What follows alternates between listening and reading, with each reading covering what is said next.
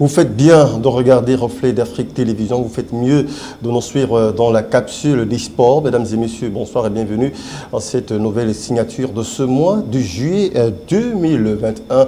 Et nous parlons du round-up de l'actualité sportive dans le continent africain et même dans le cadre national sur ce plateau. Et pour en discuter avec nous ce soir, nous recevons nos habituels consultants en matière de sport. Il s'agit notamment de Martin Binandongo et de Wilfried de Onla, avec qui nous allons nous tourner pour souhaiter certainement la chaleureuse bienvenue. Bonsoir Martin. Bonsoir Eric, bonsoir à tous les téléspectateurs de la chaîne Reflet d'Afrique. C'est un plaisir de t'avoir à nouveau dans le cadre de cette édition de Capsule du Sport. Oui, le plaisir est partagé Eric, le plaisir est partagé. Revenez dans ces magnifiques studios, oui. C'est toujours quelque chose d'agréable. Un plaisir d'ailleurs que partagent également les nombreux téléspectateurs qui nous suivent à l'instant même et qui vont certainement renouveler leur amitié à Wilfried Onla qui nous a rejoint. Bonsoir. Bonsoir Eric, bonsoir, merci pour l'invitation. Voilà, nous sommes flattés de ta participation. On va donc rentrer de plein fouet dans cette édition qui nous concerne. Nous allons débrayer le sujet avec vous, Martin. On parle de ce round-up, de la performance du Coton Sport de Garoua face à JSK de Kabylie qui s'est incliné en phase de demi-finale de cette Coupe africaine de la Confédération. Une sortie piteuse de cette compétition. Oui, les Gambara du Nord sont tombés sur un os, une équipe intraitable. La JS Kabylie a montré durant cette demi-finale de la Coupe de la CAF qu'elle était un cran au-dessus de notre représentant national. Durant ces deux matchs, et vu la physionomie même de la première rencontre à Yaoundé, il fallait vraiment être patriotique et avoir un esprit patriotique et être très chauvin pour penser que Coton Sport allait renverser la vapeur. On l'a d'abord vu ici à Yaoundé, ça n'a pas du tout été ça. Tactiquement, les poulains de Denis Lavagne nous ont mangé. Techniquement, ils étaient très en avance. Quand on va ajouter même l'intensité, ce qui fait souvent la spécificité du football camerounais, notamment l'intensité, ils ont répondu présent. Donc au sortir déjà de la rencontre de Yaoundé, les observateurs étaient déjà inquiets. On partait déjà sur 80-20. Vous avez rapidement vu qu'à Alger, on n'a même pas fait en une mi-temps, les carottes étaient cuites parce que les Canaries avaient déjà mangé, ils avaient déjà filé du bon coton. Donc globalement, Coton Sport a fait une bonne campagne, ça il faut le reconnaître, il faut être satisfait de ça pour une équipe qui sort d'une dizaine en matière de compétition africaine parce qu'ils étaient sortis des poules. Oui. Donc il faut reconnaître que nous sommes arrivés à nos limites. Vous savez, dans la vie, chacun a ses limites et le football a ceci de particulier, le sport en général ceci de particulier. Quand vous tombez sur quelqu'un de plus fort que vous, vous ne pouvez que constater ça. Donc malheureusement pour nous qui avons cru en cette équipe, on a tout fait après le match aller de savoir que une fois de plus, Coton Sport n'allait pas jouer la finale. Peut-être il est très important que nous regardons cette vidéo qui nous rappelle un peu cette performance de Coton Sport Garoua parce que avant le match de Yaoundé, la question de la VAR a été mentionné parce que c'est pour à cause de la VAR qu'on déporte le match de Garoua pour Yaoundé, mais finalement on ne comprend pas pourquoi devant ce public camerounais quand même on arrive à faire une piètre performance à Yaoundé et à Alger. Elle est encore très piteuse et peut-être on va suivre cet élément, revenir après avant de comprendre le comment du pourquoi. Alors, Martin, on vient de suivre quelques images qui nous ont fait revivre cette rencontre entre Coton Sport et JSK du Kabylie. Vous l'avez dit tout à l'heure qu'à Alger, c'était une belle douche froide, mais qu'est-ce qui n'a pas marché du côté d'Alger et même de Yaoundé quand même. On aurait cru que la rencontre de Yaoundé aurait permis aux cotonculteurs de tirer de bonnes leçons pour pouvoir avoir une belle performance à l'extérieur du Cameroun. Moi, je dirais que cette rencontre Coton JS Kabylie, c'est-à-dire le match aller, n'a pas été organisée de la meilleure des manières. La préparation de Coton n'est pas bonne, ils ne sont pas sereins parce qu'à moins d'une semaine, je pense, de la rencontre, on ne sait pas si on va jouer à Garoua ou à Yaoundé. Oui. Et délocaliser une équipe comme Coton Sport, c'est ne pas connaître l'impact, comment je vais dire, ne pas connaître l'amour que les populations de la ville de Garoua ont vis-à-vis de cette équipe. D'accord. C'est elle qui porte leur équipe. Et D'accord. si vous avez vu, si on enlève le match contre la JSK, Oui. Coton n'a pas perdu sur ses installations à Garoua. D'accord. Je me dis qu'on aurait dû laisser Lambert à Renan Game jouer dans son encre de Roundé Adja. Peut-être ça aurait été quelque chose. Sanitaire. Mais globalement, nous n'avons pas pu, nous avons été impuissants pendant, je crois, si on fait le bilan, la GSK a battu Coton 4 fois durant cette campagne. D'accord. Ok, revenons avec vous, Wilfried. Est-ce que le 12e homme est l'élément qui a affaibli Coton Sport de Garoua? Parce qu'on sait quand même quand il joue à Garoua, il y a toutes ces masses populaires qui viennent porter l'équipe et déporter à Yaoundé. Est-ce que quelque part, ça n'a pas été un déficit moral? Je dirais, je pense vraiment pas. Le 2e homme a été celui qui a empêché les cotonculteurs d'aller au bout. Déjà que le match allait, on a perdu 1-0, ils ont perdu 1-0. Ils n'auraient pas dû, parce que je pense ce genre de match se gagne surtout à la Ligue. Parce que les confrontations directes, nous sommes en demi-finale d'une coupe. Les confrontations directes et à domicile sont prioritaires. Ça veut dire si tu ne dois pas gagner, il faut éviter de perdre. Au moins, il faut éviter de perdre le match. Ils ont péché parce qu'ils ont pris un but. Ils ont perdu 1-0. Bon. Aussi parce que en face d'eux, ils avaient une équipe très conquérante, une équipe qui était vraiment au top, qui était au niveau supérieur à eux. Donc du coup, ils n'ont que les regrets. Ils n'ont que les regrets à se nourrir. Bon, c'est le football. Le football, il faut un vainqueur, un vaincu. Performance là. Les reproches, on ne pourra pas dire que les reproches sont seulement pour le gardien de Coton Sport. C'est pour toute l'équipe, c'est l'équipe entière, c'est pas un joueur qui fait une équipe. Donc forcément, en attaque, ça n'a pas donné. On a perdu 1-0 chez nous. Ils sont allés. Même d'avoir occasionné un but qui l'aurait pu empêcher. Ils sont allés à Alger. Ok, si bon, disons, si le gardien prend 3 buts, les avances, ça ne marque 4. Qui gagne? 4-3. Ça veut dire que les avances n'ont pas déjà fait le travail. Bien sûr. Voilà, à tous les compartiments de jeu, il n'y avait pas, ça ne se donnait pas. C'était en face d'eux, il y avait meilleur qu'il n'y avait rien à dire. Et ils vont beaucoup retenir de cette campagne aussi quand même. On est fiers d'eux. Mais tout à l'heure, Martin parlait quand même de la préparation qui a été délicate. C'est quelque part également, ça n'a pas joué. Le fait de ne pas le permettre de se reposer à temps, de déporter la ville d'une ville à une autre avec des conditions climatiques différentes. Parce qu'à un moment donné, ça n'a pas aussi joué quand même. Oui, il est vrai. C'est pas évident. Il n'est pas à évident. Quelques jours de la rencontre, on vous déporte oui, là, comme ça. On parle de fatigue. Là, on parle de fatigue morale. Je préfère qu'on parle de fatigue morale que de parler de 12e homme. Oui, allons-y. Je préfère qu'on parle de fatigue morale. Vu que, oui, quitter Garoua pour aller à Yaoundé. Et quitter Yaoundé pour aller à Alger, à un moment donné. À un moment donné, non. En même temps, je ne parle pas trop. Je ne parlerai pas de quitter de Yaoundé pour aller à Alger parce que c'était prévu. Oui. Ok. Le problème maintenant, c'est quitter les installations de Coton Sport pour aller à Yaoundé. Oui. C'est là où le problème se pose. Oui. Suffisamment pas de temps de repos. Maintenant, dans la tête, mentalement aussi, ça peut jouer. Mais je pense que quand on est professionnel, on est prêt à tout. On s'attend à tout. Et la réalité est la réalité. Quand on est professionnel, c'est clair. Quand on est footballeur de profession, ça veut dire que on ne pourra pas me dire qu'un joueur, un footballeur doit être moralement touché, non. Oui, mais est-ce que le fait d'être professionnel matin ne voudrait pas aussi dire qu'on ménage quand même la monture avant de sauter? Est-ce que ça ne voudrait pas dire qu'il faut préparer le nécessaire pour que les joueurs soient performants pendant la compétition? Je suis d'accord avec vous. Quand Wilfried dit que quand on est professionnel, on s'attend à tout. C'est quelque part, là, il n'y a pas l'épineux problème d'impréparation dans les compétitions au Cameroun. Oui, moi, je suis d'accord avec vous, mais j'achète également l'idée ou le pan de réflexion que Wilfried a engagé, parce que quand on est professionnel, le match ne se joue pas seulement physiquement. Oui. Le match doit également, la préparation doit également être psychologique, elle doit être mentale. Oui. Si vous regardez bien le match aller qui se joue à Yaoundé, c'est pas une question de on nous a déportés et tout. Coton a bien entamé la rencontre. Coton a même ouvert le score. Mais maintenant, dans la gestion des émotions, dans la gestion du match, le stress et tout, vous avez vu, quand Coton a marqué, ils sont redescendus un peu. Est-ce que ça veut dire qu'on a pêché sur le volet maturité? Oui, c'est tout à fait. Même les joueurs ont reconnu, l'entraîneur a reconnu. Aucun de ces gars n'avait joué, je ne sais pas s'il avait été déjà même sorti de poule.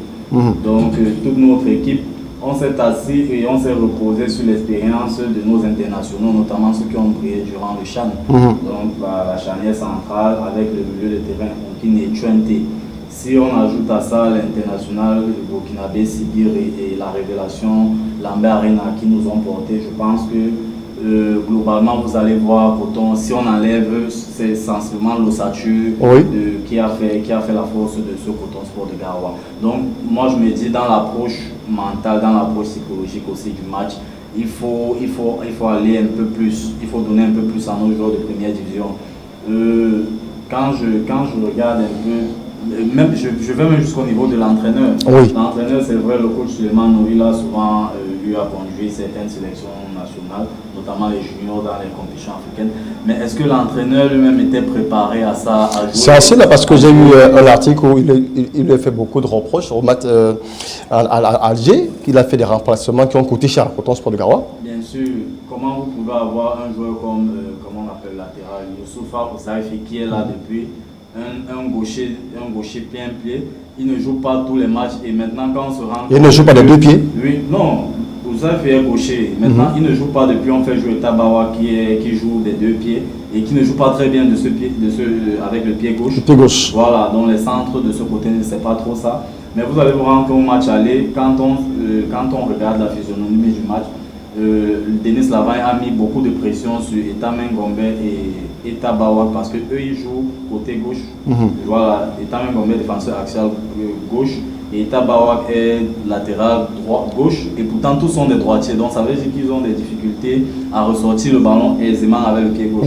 Au match retour, en moins d'une semaine, vous n'allez pas me dire qu'un joueur que vous n'avez jamais utilisé en compétition africaine, vous le mettez latéral arrière gauche et ça va donner.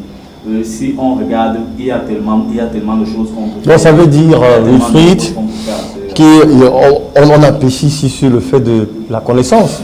Le coach qui ne maîtrisait pas la compétition africaine, les joueurs qui étaient novices, tout le monde se retrouve à l'intérieur, on ne savait pas à quel sens se vouer. Bon, justement, c'est ce qu'on essaie de faire comprendre depuis. C'est une compétition de très haut niveau, une compétition de très très haut niveau. Du coup, on se laisse. Non, je pose quand même une question. Si le coach ne maîtrise pas la compétition, qui va entraîner qui? Aussi quoi dans cette compétition-là? Non, en fait, le coach aussi, en fait, il arrive dans une compétition nouvelle avec de nouveaux joueurs qui ne disent pas vraiment la chose. D'accord. Oui, bien sûr, il faut bien la jouer avec ce qu'on a. Voilà, donc il a fait ce qu'il a pu. S'il a estimé qu'il pouvait jouer. Tous les jours. Avant de prendre le prochain point, qu'est-ce qu'il faut donc corriger dans cette équipe, dans le coaching et même, pourquoi pas, à l'endroit des autres équipes qui vont bientôt commencer d'ici quelques jours leur championnat? Qu'est-ce qu'il faille corriger rapidement? Tactiquement, nous ne sommes pas bons. Ça, il faut le reconnaître. Le football camerounais, nous ne sommes pas mobiles, nous sommes très lents, nous sommes très lourds. Est-ce qu'à un moment donné, le reproche qui est souvent fait du genre, quand nous sommes en période de trêve, on dort tous nos lauriers, n'est pas aussi la faute? On se dit, ok, comme il n'y a pas eu de championnat depuis pratiquement un mois, on va reprendre le 3 juillet. Est-ce que cette période a été consacrée au travail ou au somnambulisme? Non, moi je veux dire, ne prenons pas ce problème-là de manière très superficielle en disant que dans l'intervalle où il n'y a pas eu de championnat. Vous dites que comme exactement, peut-être Coton a été écarté, est-ce que Coton va rentrer travailler? Non. Ou Coton va rentrer même sur ses lauriers? Non, tout le monde travaille. Le football, c'est le sport de haut niveau. Coton, c'est pas une petite équipe. Coton, c'est une équipe de très haut niveau. Une équipe professionnelle. Comme on l'a dit, on ne va cesser de le marteler. Coton est un centre de formation qui fournit sensiblement 35 à 40% de l'effectif actuel que vous voyez là. Donc, c'est pas une équipe qui dort. C'est une équipe qui a une vision de développer. Vous voyez, actuellement, je crois que c'est la seule équipe ou l'une des seules équipes qui joue sur ses propres installations. Bien sûr. Donc, Coton, on ne peut pas venir dire sur ce plateau que Coton dort. Oh, que non. Coton, c'est le must du must en matière de préparation ici au Cameroun. Moi, je veux parler globalement, c'est-à-dire la direction technique nationale doit revoir un peu les curricula de formation. Parce que quand vous regardez toutes nos équipes jouer, si on enlève l'impact physique et au niveau de l'engagement qu'on connaît tous au Cameroun, qu'est-ce qu'on nous propose tactiquement? Vous avez déjà vu un coach nous sortir une stratégie de jeu qui puisse vous éblouir au championnat camerounais? Non. Vous regardez le CHAN, c'était pareil. On joue avec des systèmes tellement simplistes, faciles à lire, faciles à contrecarrer que quand vous avez un entraîneur en face de vous. Nous allons revenir sur ce point tout à l'heure. Maintenant, avant de prendre la transition pour le prochain point, oui, Wilfried, qu'est-ce qu'on retient? Il a dit que Coton Sport, c'est une grande équipe, ça nous le reconnaissons, mais qu'est-ce qu'il faille corriger automatiquement pour les autres équipes? Coton Sport, c'est une grande équipe. Coton Sport, c'est une équipe d'institution, qui est une institution déjà. Oui. Ils savent qu'ils ont à travailler, ils savent qu'ils doivent travailler. Qui doit corriger quoi? Est-ce que c'est le staff de Coton Sport? Est-ce que c'est la direction nationale, comme tout à l'heure venait de le relever Martin? La direction de Coton Sport, tu veux dire? Oui. La direction de Coton Sport, ils ont un travail à continuer parce qu'ils le font. Ils le font. Maintenant, c'est bien dit. Ils vont de la base pour arriver où ils sont là. Ok. Il faudrait peut-être que on gagne plus en expérience aussi. D'accord. Parce que les compétitions internationales, surtout africaines, il faut bien être au niveau vraiment très élevé. On l'a vu avec quand tu regardes justement le classement le classement africain, on voit que ces mêmes équipes-là qui nous battent tout le temps, ce sont elles qui sont déçues, qui sont en haut. Donc du coup, c'est ça, c'est le football de haut niveau. En Afrique, on connaît les meilleurs sont là. Maintenant, comment faire pour arriver à ce niveau? Peut-être ça vient aussi à la FECAFOOT aussi d'y mettre son pas. D'accord. Si je peux rapidement terminer là. Oui. Bon, je vois maintenant un peu le pan de votre question. Je voudrais que Coton recrute des grands noms également. On ne peut pas nous dire qu'un joueur comme Ben Malongo quitte le tout-puissant Mazembe, Angelbert, et il va signer au Raja de Casablanca. Il faudrait également que Coton soit capable d'attirer aussi des joueurs de nom, des joueurs de cet acabit. Et tout ça, ça passe par la masse financière. Voilà. Et on a la masse financière comment? En atteignant les demi-finales comme c'est le cas actuellement, parce qu'il faut dire que Coton en matière financière, ils sont bien pour la saison prochaine. Parce qu'il y a quand même eu beaucoup de rentrées d'argent avec le niveau auquel ils se sont arrêtés. D'accord. En tout cas, on souhaite bien voir l'équipe de Coton Sport dans ses prochaines performances. On espère que les leçons ont été tirées avant de prendre le prochain point pour cette transition.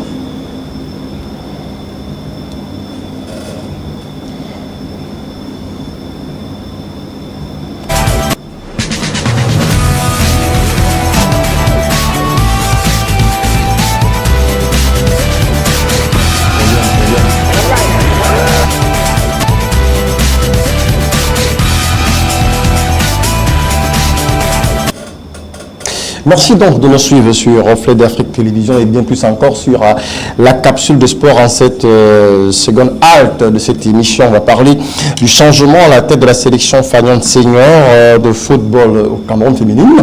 Une affiche qui fait jaser et qui fait grincer beaucoup de dents au-delà du sélectionneur qui a remplacé Alain Djemfa, dont on se pose encore beaucoup de questions. Qu'est-ce qui n'a pas marché? Une autre fait son entrée d'ailleurs, Gaël Nganamit, en qualité du team manager. On se pose des questions. Pourquoi elle?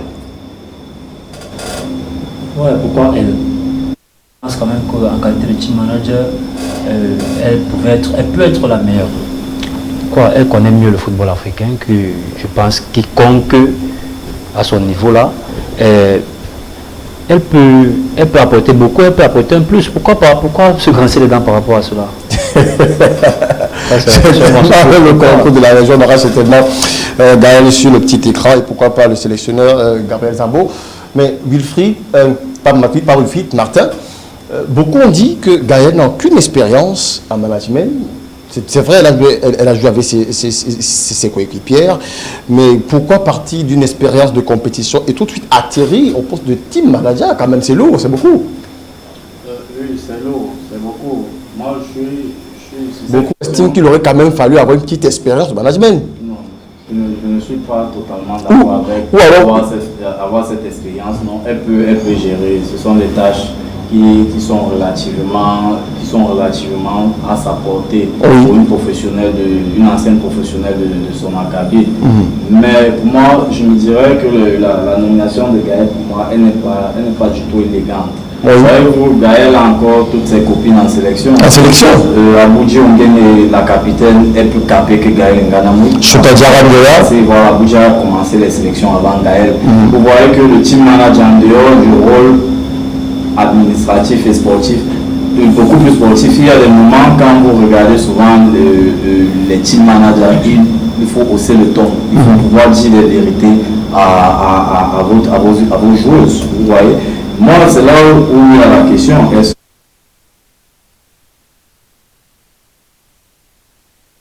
Sili qui avec qui elles sont constamment dans la capitale et tout. C'est pourquoi je dis c'est pas élégant. Il fallait laisser du temps à Gaël de terminer ses diplômes, de prendre dans le magasin de l'expérience. Et maintenant, quand elle a suffisamment de bouteilles, vous voyez, quand elle a suffisamment de coffre, là maintenant, une nomination comme ça allait venir tout logiquement. Là, c'est un peu comme si c'est forcé. Et surtout que moi, quand je regarde un peu les nominations de manière globale, je me dis comme on n'est pas assez reconnaissant de la génération 2000, c'est-à-dire de celles qui ont fait également les beaux jours comment je veux dire, de ces lions et notables. Je parle de la génération des Anunga Antoinette, je parle de la génération des Laurette et Témé. Moi, je ne les vois pas trop dans cette team, alors qu'une personne comme, je n'aime pas trop citer les individus, mais Laurette et Témé avec elle un CV qui pèse pour elle. Elle a été professionnelle à Marseille, elle a été professionnelle au Paris Saint-Germain, dans les années où on ne savait même pas encore que le football féminin allait être ce qu'il en est aujourd'hui. Actuellement, elle est coach. En régional, en région parisienne, si je ne me trompe pas. Vous voyez qu'une dame comme ça peut apporter plus d'expérience. Et surtout qu'elle a déjà laissé les affaires de la sélection depuis. Gaël, c'est à peine en 2019 où Gaël était au mondial. On vous dit en 2021, elle est team manager. Moi, vraiment, cette nomination... Peut-être, Wilfried, avant qu'on revienne sur cette question de Gaël et même sur le nouveau, parce qu'on n'a pas compris ce qui n'a pas marché avec Alem Djenfa, qui a remplacé, qui a succédé à Enongachu.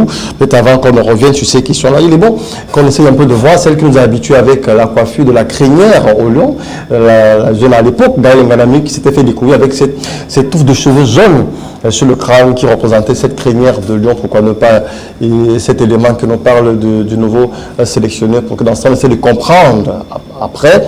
Peut-être ce qu'il a eu de dire quand on parle du team manager, c'est une expression qu'on a découvert tout récemment. À quoi est-ce qu'on s'apparente et comment est-ce que ça va se gérer désormais les relations entre la désormais team manager et ses coéquipiers, qui dira la vérité, à qui peut-être avec le concours de la réalisation d'avoir ces éléments-là.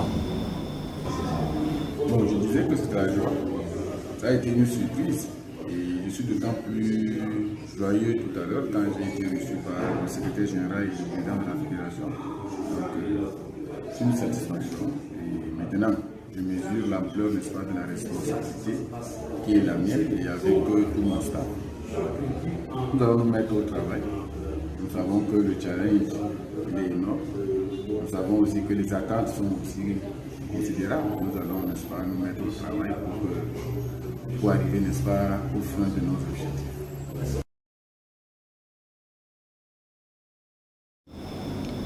Et voici donc celui qui remplace Alain Djenfa, une figure nouvelle. Beaucoup de personnes se posent des questions. D'où vient-il? Mais il a été l'un des préparateurs physiques des U17 et des U20. Aujourd'hui, il a travaillé avec beaucoup d'équipes dans le championnat local. D'ailleurs, ce fameux Coton Sport de Garoua qui s'est incliné face à GSK de Kabylie. Il a travaillé aux côtés de ce Coton Sport. Et voilà la jeune Gaël Nganami qu'on a découvert avec cette touffe jaune qui marque la crinière du lion. Wilfried, aujourd'hui, est-ce que ce sera facile pour elle de diriger ses coéquipiers en tant que team manager, de communiquer l'esprit lion qu'on a souvent rencontré chez l'ex-capitaine Courage Sambana qui a impulsé ce qu'on appelle en langue bassa le Hemlendier pour pouvoir booster ces équipes-là vers la victoire finalement? Eric, vous savez, c'est vrai, il n'a pas assez d'expérience et il a peine d'arrêter le football et tout. Mais je pense quand même que Gaël Nganami incarne un fighting spirit quand même qui peut lui donner l'occasion, qui peut lui permettre de dire à ses copines comme Martin l'a si bien dit. Ce sont les copines? Bien sûr, ce sont ses copines. Ce sont ses amis? C'est vrai. Elles ont joué ensemble. Et justement. Donc, c'est possible, pourquoi pas. Arrêtons un peu cet esprit. On a vu même en Europe, des footballeurs qui ont arrêté le football. On a vu avec Zidane aussi, bien sûr, qui ont arrêté le football. Ils sont rentrés sur le banc de touche, trouvé leurs coéquipiers avec qui ils ont joué. Voilà, mais le message passe. Zidane s'est fait former, il a fait une formation en tous en tant qu'entraîneur. En fait, être team manager, je ne pense pas quand même que être team manager, Rigobert Song a été team manager pour le Lion et non aussi. Donc il faut quand même dire que pour être team manager, c'est l'expérience qu'elle a engagée, qu'elle a engagée d'abord sur le plan africain, sur le plan international aussi, qui justement, c'est quoi? C'est juste un rôle managérial. D'accord, d'accord. Être team manager, c'est un rôle managérial. D'accord. Martin, il faut qu'on comprenne. C'est quoi et à quoi est voué, alors quelles sont les missions? Qui est le team manager? Quelles sont ses missions? Qu'on comprenne un peu. On a l'impression qu'on rentre dans une grosse école de management et tout, comme la gestion d'entreprise, mais le team manager, c'est qui et qu'est-ce qu'il doit faire? Non, le team manager, il faut dire qu'il y a beaucoup d'approches dans le team management. Il y a ceci en fait que le team manager, c'est quelqu'un qui a un rôle à la fois administratif et un rôle sportif.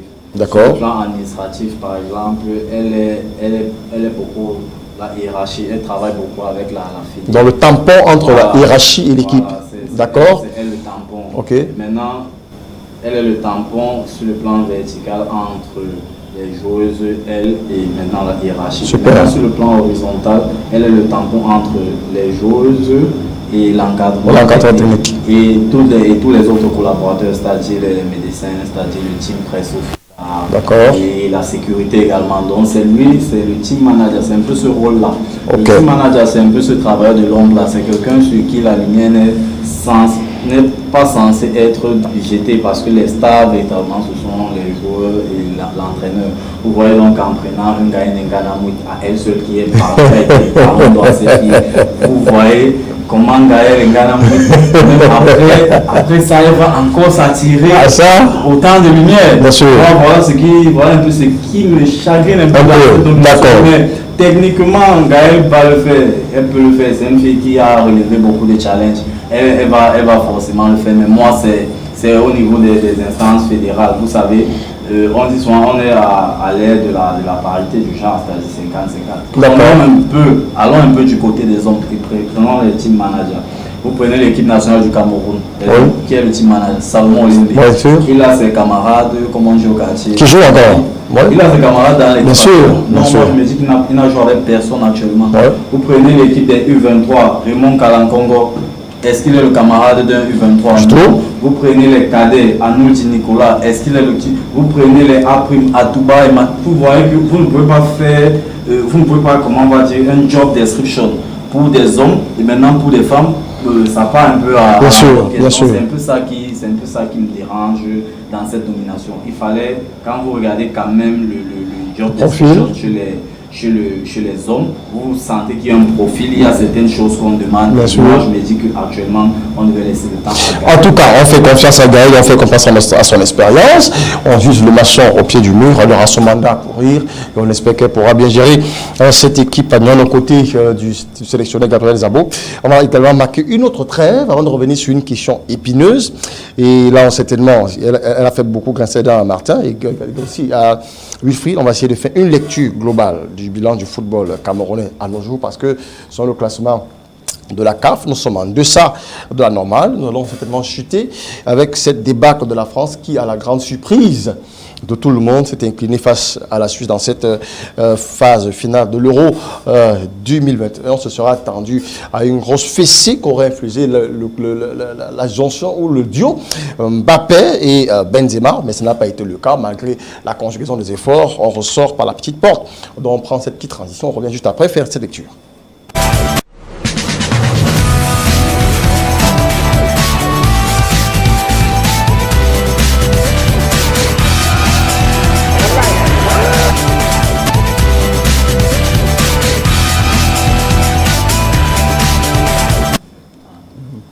Bon, nous revenons donc sur le plateau et ça discute un peu en off concernant le milieu sportif camerounais et même international.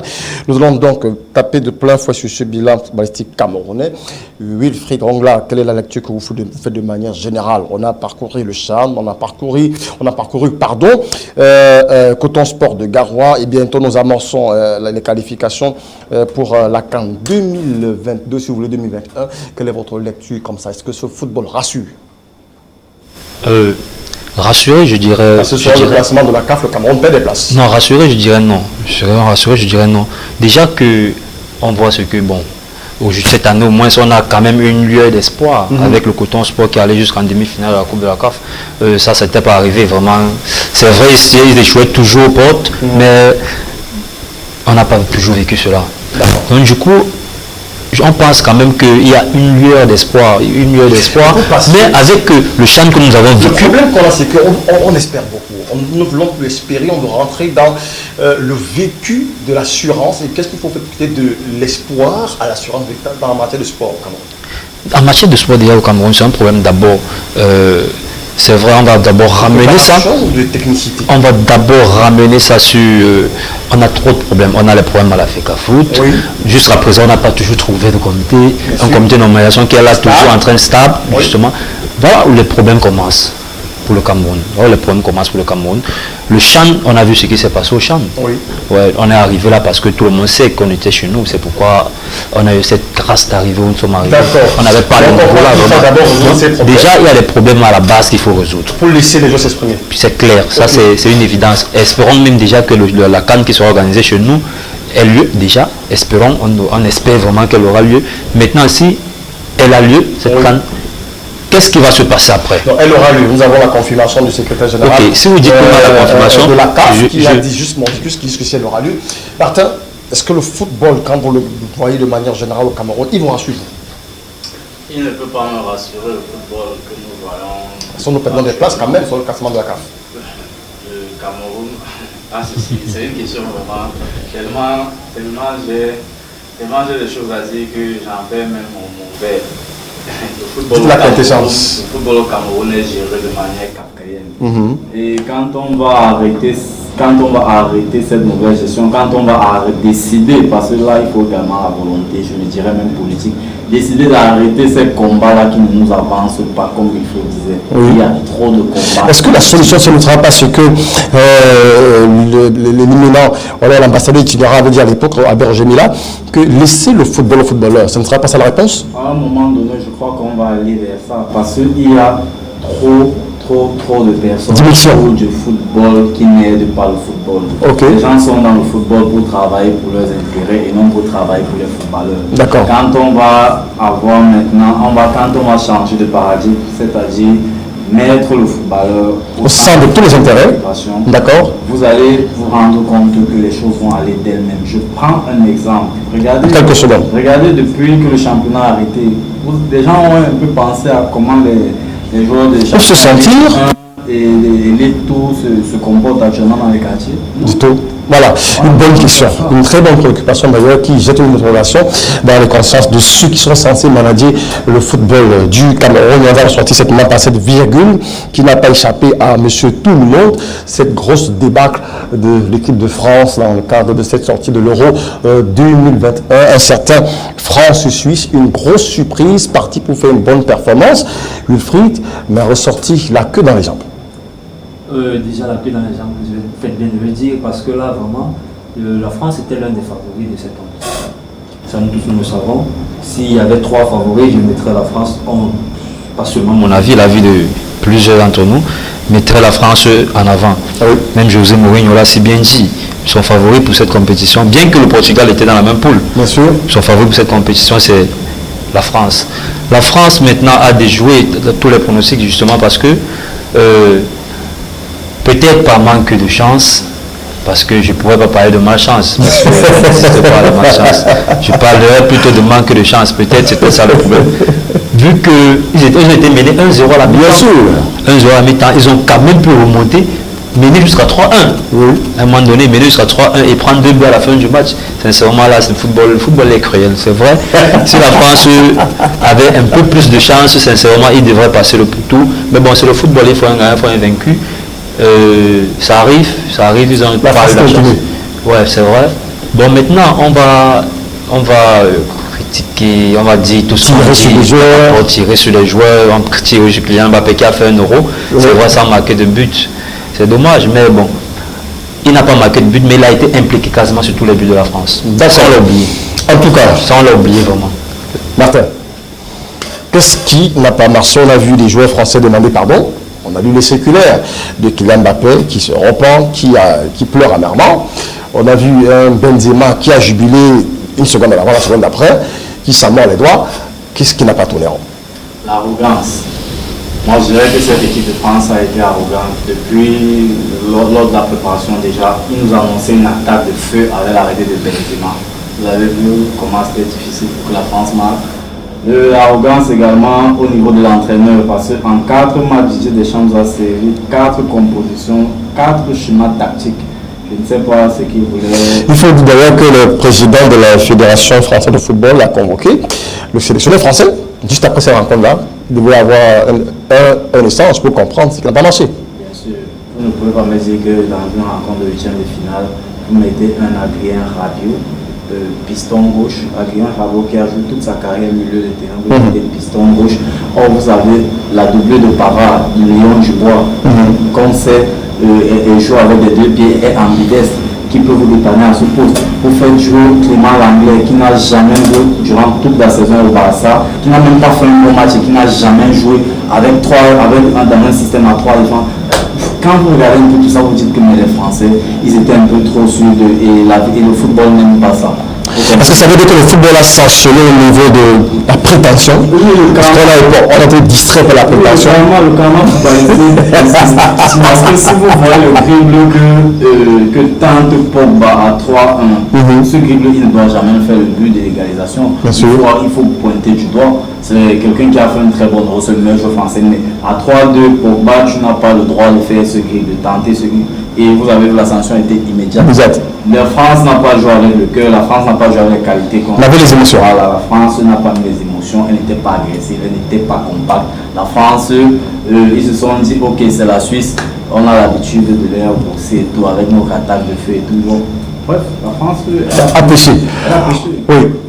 Oui, Frédéric, après que ce moment est sorti de là. Ouais, en fait, afin de sortir de cela, je vais apporter une réflexion à Martin, il dit, c'est vrai. La France est arrogante. C'est vrai, on a fait jouer Adrien Rabiot en piston gauche. Ouais, pourquoi on fait jouer Adrien Rabiot? Les 2 pistons gauche. Le premier, on a Hernandez qui se blesse. Oui. Du coup, le match contre le précédent match avant la Suisse, le Portugal. Oui. Ouais, contre le Portugal. Adrien Rabiot a fini le match piston gauche. Il a fini le match piston gauche.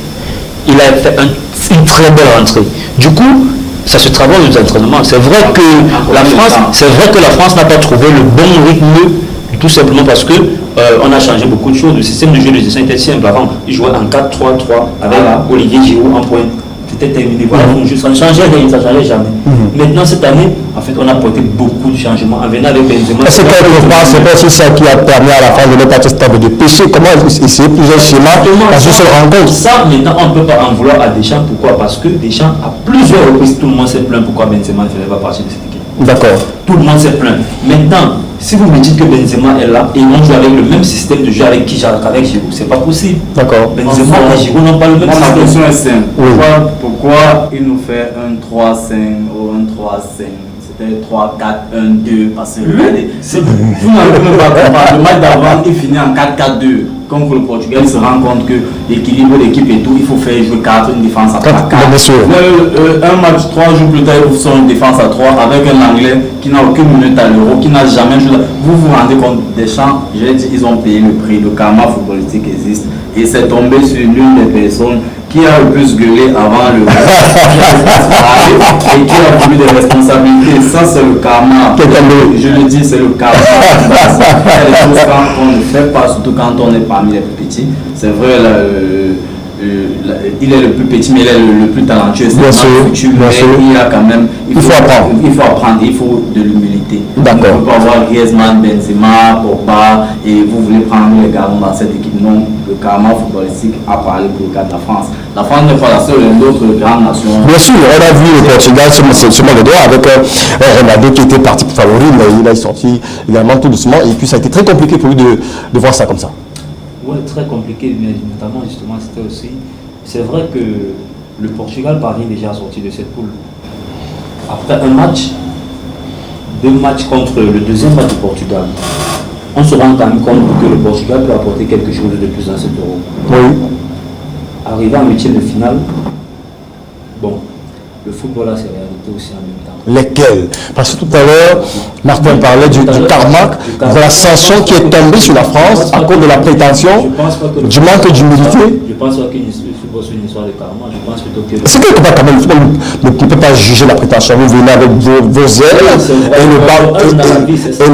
et la pelouse vous juge quand même. Ça c'est vrai, il faut être humble quand vous jouez. Parce que quand vous regardez les évaluations, des internautes, il a été beaucoup reproché à Mbappé beaucoup de choses. Ouais, également à Benzema. On reproche une chose à Kylian Mbappé parce que tout simplement son arrogance. Oui. Kylian Mbappé, c'est vrai, c'est un joueur talentueux, c'est un joueur, c'est le crack, c'est le futur et tout le reste.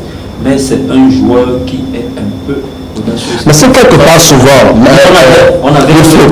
Est-ce que talent ne rime pas d'arrogance dans le sport? On avait un Zlatan Ibrahimovic qui était très arrogant. Oui. Qui est très arrogant. Et qui a écopé de beaucoup de sanctions d'ailleurs.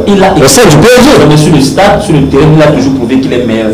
Il a toujours prouvé qu'il est parti. La question se pose. Il dit, il est toujours parti. La question se pose. Est-ce que ça vaut la peine d'être talentueux et arrogant? Ça vaut pas la peine, c'est vrai, ça vaut pas la peine d'être talentueux et arrogant.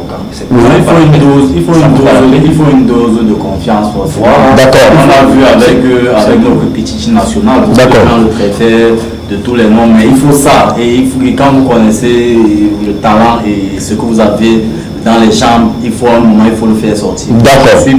Je ne suis pas contre ça. Oui. De temps en temps, il faut le dire, mais Eto'o-Fils quand même, il jouait quand même collectif. Il jouait collectif. C'est classe. Quand il entre dans la sélection en 98, lors du mondial, il a attendu, il a fait les 2000. Voilà. Quand le moment est arrivé où il était le patron, de sortir. Alors, dès 2008 ou 2009, il a apparu. Voilà, il a montré qu'il est le patron. Voilà. Ça. Mais vous ne pouvez pas dire vous êtes encore dans vos débuts, vous êtes dans, on appelle ça la classe apprentissage, et maintenant vous voulez déjà voler de tous les heures. Des grandes responsabilités. Non, Eto'o-Fils ne pouvait pas dire en 2000 qu'il va tirer un coup franc devant Jérémy ou Romillet. C'est impossible. Même si un penalty tombait, il savait que c'est Patrick Boumaro étant même ailleurs qui allait tirer. Donc il y a des choses sur les. Mais vous avez vu, dès qu'il était déjà le patron, il a pris ses responsabilités. Il faisait simplement ce qu'il voulait. On taxait même déjà qu'il est le coach joueur. C'est le patron. Que Kylian Mbappé attend le bon moment pour être le patron. En ce moment, il n'est pas encore le patron. D'accord. Ok, donc il faudrait bien que Kylian Mbappé attende le bon moment, que la France tire cette leçon. Peut-être qu'on va sortir par cette leçon à tirer de la France. Qu'est-ce qu'il faudrait donc qu'on comprenne? Qu'est-ce qu'il faudrait comprendre dans cette sortie de la France? On a vu la performance de la France, on a vu la performance de Mbappé, on a vu la performance de Benzema. Quelles sont les grandes leçons à tirer pour les équipes qui sont à venir? Dans le milieu du football, bien sûr. Parce qu'on a vu, vous sortez des leçons de manière footballistique, également des leçons pédagogiques. Qu'est-ce qu'il faut retenir? Il faut retenir que le travail doit rester le maître mot dans le sport de haut niveau. À quel niveau il faut travailler? Il faut travailler à tous les niveaux. Je vous dis, cette préparation de l'équipe de France n'a pas été sereine. D'accord. Au niveau de la communication, Giroud sort en conférence de presse, Giroud parle, Mbappé parle, le coach est obligé de venir parler. Il faut être humble. D'accord. Si vous regardez les équipes qui sont actuellement, ce sont des petits poussés. D'accord. Qui n'étaient pas attendus. La République tchèque, il n'était pas attendu. Le Danemark, il n'était pas attendu. Vous regardez, regardez un peu la Suisse, il n'était pas attendu. D'accord. Parce que ce sont des équipes qui préfèrent être jugées sur le terrain. D'accord. Vous voyez, et la compétition a de ceci de particulier que vous pouvez croire que vous maîtrisez encore la chose, que vous avez la pleine mesure de l'événement, que vous avez déjà perdu les clés. D'accord. Et puis, parce que quand vous regardez un peu l'équipe de l'Allemagne, quand vous avez vu leur match contre, comment je vais dire, le Portugal, tous les observateurs ont dit que cette Allemagne ne pouvait pas être favori. D'accord. Cette Allemagne ne pouvait pas aller beaucoup. Donc il y a des éléments. Par contre, quand vous regardez l'équipe d'Angleterre, vous voyez cette équipe, même quand elle joue, elle vise le jeu, ferme le jeu, elle se contente du peu 1-0, 2-1, 0-0. Elle essaye de faire son petit chemin. Vous allez voir la Belgique aussi avec toute sa constellation de stars. Elle ferme le jeu. Je ne veux pas parler des Italiens. Ils mettent leur âme dans l'hymne national. Ces gars de la Squadra Azul ont l'impression que le ciel va s'ouvrir. Vous sentez que c'est le pays, c'est la nation. C'est un peu ça, ce sont des ingrédients qu'il faut toujours mettre quand on défend les couleurs de son pays. Encore, Wilfried Lapala, comme tu es en train de ressortir de ce rendez-vous, on va refaire notre capsule dans quelques secondes. Qu'est-ce qu'il faut retenir de cette performance française dans le cadre de cette tiro? Il faut dire qu'elle est sortie de la compétition, mais quelles sont les grandes leçons à retenir pour le bonheur du football mondial africain et même pourquoi pas planétaire. Ouais, la seule chose qu'on peut reprocher à la France aujourd'hui, c'est peut-être le manque de professionnalisme à un certain niveau. Il y a eu beaucoup, apparemment il y a eu beaucoup de problèmes dans cette équipe. On a vu Olivier Giroud, comme Martin le signalait, en conférence de presse venir se plaindre. On a vu en fait tout ce qui était derrière autour de Karim Benzema, la grosse attente qu'on a mise sur Karim Benzema, ça fait une pression. C'est vrai, heureusement il a répondu présent. Maintenant, Kylian, son arrogance aussi, bon, le football ne demande pas aussi beaucoup d'arrogance. C'est vrai, le talent, ils ont le talent, on sait qu'ils ont le talent, on sait que c'était l'une des meilleures équipes de cette compétition. Oui. Il n'y avait rien à dire, par rapport à cela. Maintenant, toutes les conditions n'ont pas été réunies pour qu'elle aille au bout. Maintenant, il faudrait préparer au mieux les prochaines séances.